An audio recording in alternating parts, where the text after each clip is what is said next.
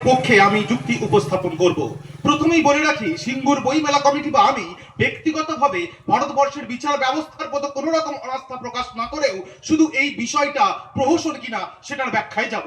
প্রথম কথা, প্রহসন কি? প্রহসন হলো এক ধরনের ব্যঙ্গ রসাত্মক নাটক, যে নাটকের মধ্য দিয়ে সমাজের একটা অংশকে হাসানোর চেষ্টা করেন বা একটা গুরুতত্ত্বকে বলেন।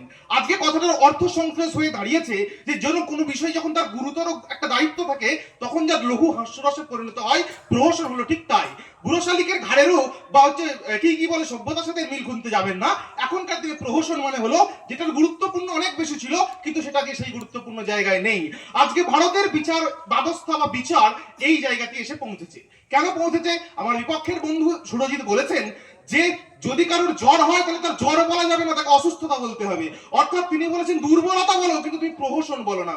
মাননীয় বিচারক মহাশয়, আপনার কাছে আমার প্রথম যুক্তি হলো এটা যে লাস্ট যে রিপোর্ট ভারত সরকার থেকে বেরিয়েছে 2022 সালে, সেখানে ভারতবর্ষের জেলবন্দির সংখ্যা কত জানেন?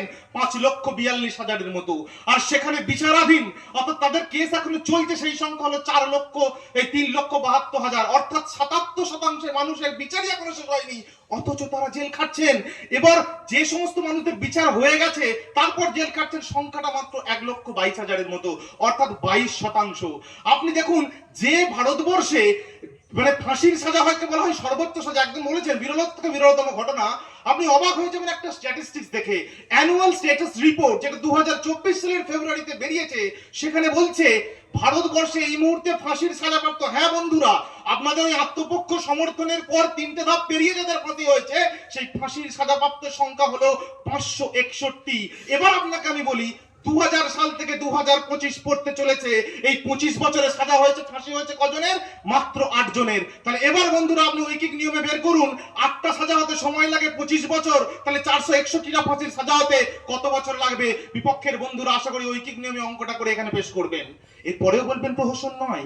বীরভূমের ময়ূরেশ্বরে 44 বছর আগেকার একটি খুনের মামলায় ঠিক কদিন আগে, 1-2 মাস আগে রিপোর্ট বেরিয়েছে, মানে রায় বেরিয়েছে, চূড়ান্ত রায় সিউড়ি কোর্টে, যে সেখানে 13 জনের যাবজ্জীবন কারাদণ্ড হলো।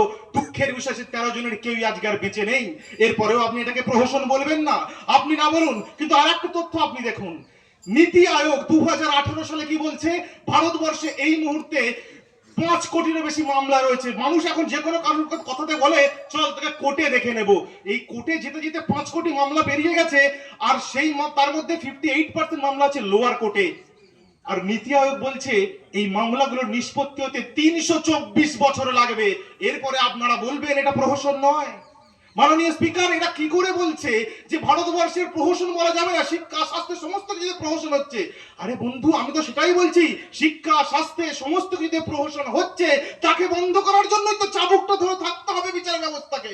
সেই চাবুক দিয়েই তাকে সোজা করতে হবে সবাইকে। তাই জন্যই তো তাকে আমরা লর্ড বলি, জাস্টিস বলি। বিচার ব্যবস্থাকে প্রহসন শুধু সিঙ্গুরের বইমেলা কমিটি প্রথম বলছে না।